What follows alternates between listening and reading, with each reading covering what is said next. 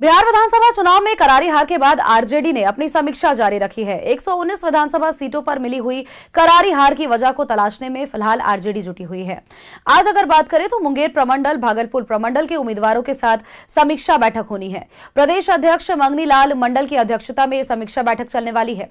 इसके अलावा उम्मीदवारों से बूथ लेवल रिपोर्ट, साथ ही मतदान पैटर्न, सहयोगी दलों के प्रदर्शन, संगठन की भूमिका पर चर्चा की जाएगी कि आखिर क्या कुछ ऐसी वजह रही कि इस बार राजद को इतनी बुरी हार का सामना करना पड़ा, जहां पर 75 सीट से घसक करके 25 सीटों पर आकर के राजद सिमट गई है।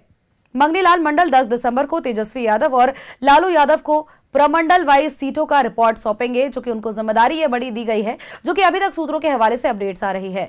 लालू और तेजस्वी इसके बाद रिपोर्ट के आधार पर कोई बड़ा फैसला ले सकते हैं।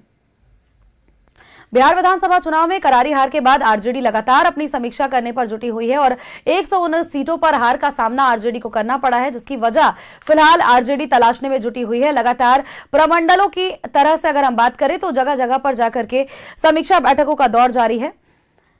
उम्मीदवारों से बूथ लेवल रिपोर्ट, मतदान पैटर्न, सहयोगी दलों के बारे में, सब चीज के बारे में जानकारी ली जाएगी।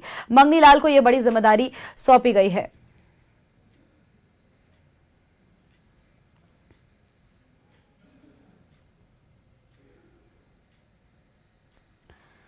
और खबर पर अपडेट्स के साथ सहयोगी रोहित हमारे साथ बने हुए हैं। रोहित का एक बार रुख कर लेते हैं। रोहित, लगातार आरजेडी अपनी हार की समीक्षा करने पर तुली हुई है कि आखिर क्या कुछ वजह रही कि 119 सीटों पर, विधानसभा सीटों पर इस बार हार का सामना करना पड़ा, क्योंकि तेजस्वी यादव भी खुद इस बात पर विश्वास नहीं कर पा रहे हैं कि आखिर 75 से घसक करके आरजेडी, जो कि इतनी बड़ी पार्टी, वो 25 पर आकर के कैसे सिमट सकती है। देखिए, लगातार आरोप प्रत्यारोप का दौर जारी है। तमाम जगहों पर जाकर के वे इस बात को जरूर कह रहे हैं कि वोट चोरी इस बार भी हुई है, एसआईआर प्रक्रिया के कारण हार का सामना करना पड़ा है, क्योंकि जनता आरजेडी के पक्ष में थी। लेकिन नतीजा कुछ और ही आया। प्रमंडल के तौर पर भी समीक्षा की जा रही है। आज भी 2 प्रमंडलों की समीक्षा होनी है। क्या कुछ अपडेट्स आपके पास? जी बिल्कुल, देखिए, जिस तरीके से बिहार विधानसभा के चुनाव में महागठबंधन को और खास करके राजद की बात की जाए तो राजद को करारी हार का सामना करना पड़ा, क्योंकि अगर 2020 विधानसभा के चुनाव को देखा जाए तो राजद 75 सीटें जीती थी, बड़ी पार्टी बनकर उभरी थी। लेकिन इस बार सिर्फ और सिर्फ 25 सीटों पर सिमट गई राजद। और ऐसे में देखिए, तेजस्वी यादव भी साफ तौर पर ये कहते नजर आ रहे हैं कि लोकतंत्र की हार हुई है और मशीनरी की जीत हुई है। और वही देखिए, समीक्षा बैठक का जो दौर है वो राजद के अंदर चालू है।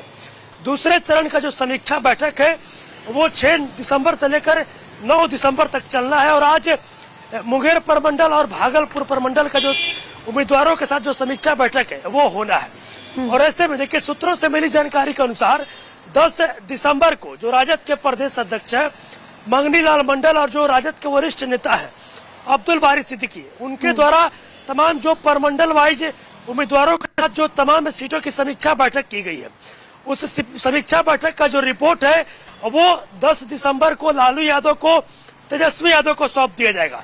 और कहीं न कहीं अब रिपोर्ट देखने के बाद पार्टी के प्रखंड अध्यक्ष की बात करें या फिर जिला अध्यक्ष की बात करें, या पार्टी के जो भी कार्यकर्ता थे जिनका इस चुनाव में पार्टी के जो विरुद्ध जो उनका गतिविधि था, उन तमाम लोगों पर कहीं न कहीं बड़ी कार्रवाई भी हो सकती है। उन तमाम लोगों को पार्टी से बाहर का रास्ता भी लालू यादव दिखा सकते हैं।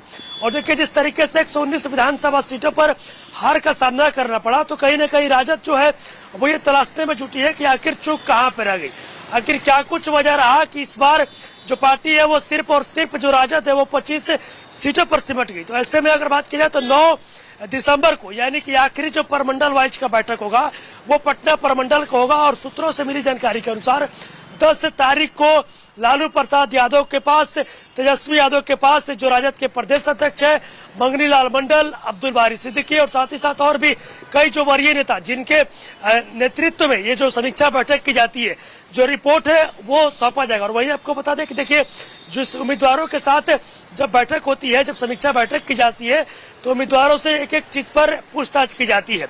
उम्मीदवारों से मतदान का पैटर्न पूछा जाता है, साथ ही साथ बूथ लेवल पर क्या कुछ कार्यकर्ताओं का जब फीडबैक व्यक्ति कैसे कार्यकर्ता एक्टिव थे, इन तमाम चीजों को लेकर जो पार्टी है वो तलाशने में जुटी हुई है।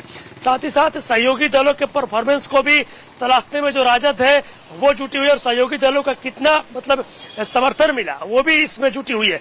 तो कहीं ना कहीं अब देखना होगा कि जब प्रमंडल वाइज तमाम सीटों पर जब राजद समीक्षा बैठक कर रही है, तो समीक्षा बैठक 9 तारीख को जो खत्म होगा दूसरे चरण का, और 2 चरण में ही समीक्षा बैठक होना था, तो फिर 10 तारीख को क्या कुछ लालू यादव की तरफ से बड़ा फैसला जो होगा वो लिया जाएगा। लेकिन हाल की बात की जाए तो तेजस्वी यादव भी साफ तौर पर कहते नजर आ रहे हैं कि लोकतंत्र की हार हुई है और मशीनरी की जीत हुई है, और राजद या महागठबंधन के खेमे के तमाम जो बड़े नेता है उनका साफ तौर पर कहीं न कहीं इनडायरेक्ट रूप में ये कहना है। बिल्कुल, क्योंकि हमने भी वरिष्ठ अधिवक्ता से कपिल सिब्बल से जब बातचीत की थी तेजस्वी यादव ने, तो वो वीडियो भी निकल करके सामने आया था जिसमें वो साफ तौर पर ये कह रहे थे कि जनता कुछ और चाहती थी, जनता का जनादेश कुछ और था, लेकिन इस बार लोकतंत्र की हार हुई है, मशीनरी की जीत हुई है। दूसरी तरफ अगर हम बात करें तो आरजेडी के और भी कई तमाम ऐसे नेता हैं, कांग्रेस के भी तमाम ऐसे नेता हैं जो साफ तौर पर यह कह रहे हैं कि एसआईआर की प्रक्रिया हुई जिस कारण से ही हार का सामना करना पड़ा, क्योंकि जनता का जनादेश इस बार कुछ और ही था।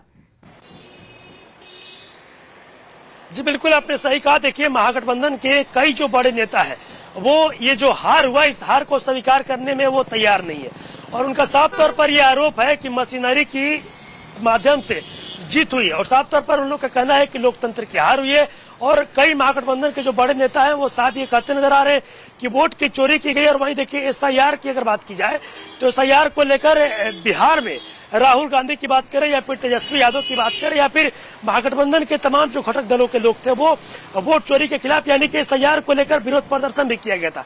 हालांकि वो चुनाव में आम लोगों तक कितना पहुंचा वो देखने लगता है, आम लोगों पर इसका असर नहीं हो पाया। लेकिन वहीं देखिए, एसआईआर को लेकर अब कांग्रेस एक जो बड़ा कार्यक्रम है रैली का वो करने जा रही है, और ये दिल्ली में होने जा रहा है। लेकिन साफ तौर पर कहा जाए तो महागठबंधन के लोग इस हार को स्वीकार नहीं कर रहे हैं, और उनका साफ तौर पर कहना है कि वोट चोरी की गई है, जनता का जनादेश कुछ और था, और वोट चोरी करके जो एनडीए गठबंधन की सरकार है वो बनी है।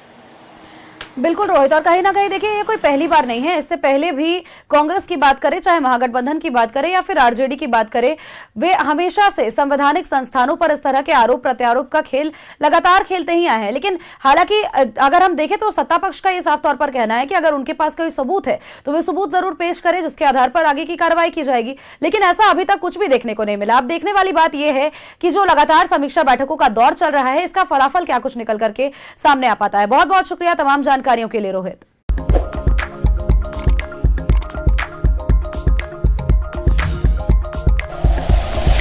Like and share videos, subscribe करें हमारा चैनल और प्रेस करें बेल आइकॉन। न्यूज़ 11 भारत, सच है तो दिखेगा।